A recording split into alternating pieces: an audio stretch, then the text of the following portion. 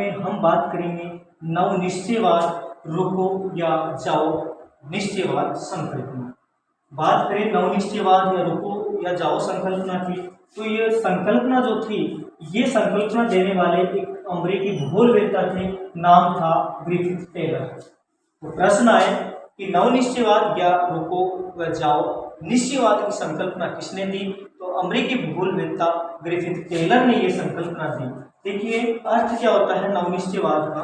वैसे यह एक नई संकल्पना है, नव नाम से पता लग रहा है कि नई, एक नई संकल्पना जो दो विचारों, कौन कौन से हैं दो विचार?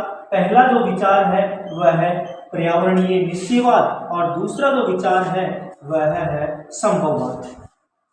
ग्रिफिथ टेलर ने कहा है कि पर्यावरणीय निश्चयवाद और संभववाद के बीच, दोनों के बीच में मध्य मार्ग को परिलक्षित करने वाला जो बिंदु है वह नवनिश्चयवाद कहलाता है।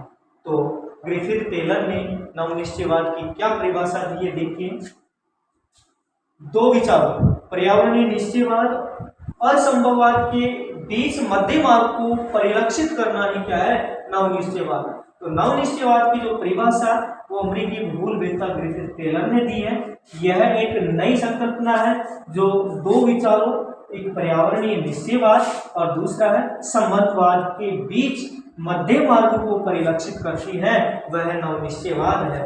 वैसे नवनिश्चयवाद की बात करें तो इसका संबंध बताया, उदाहरण बताया है इसने सड़कों पर लगी बत्ती। जो सड़कों पर ट्रैफिकों को रोकने के लिए या जाने के लिए जो बत्तियां लगी हुई होती हैं, उसका इसने उदाहरण लिया है नवनिश्चयवाद में और कहा है कि जो लाल बत्ती है वो रुको संकल्पना को और हरी बत्ती जाओ संकल्पना को दर्शाती है।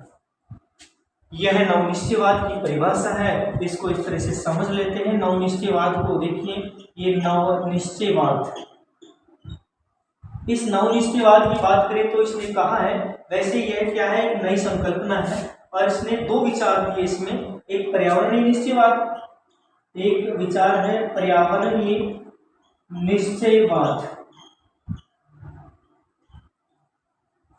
और दूसरा जो विचार है वो दिया है संभववाद।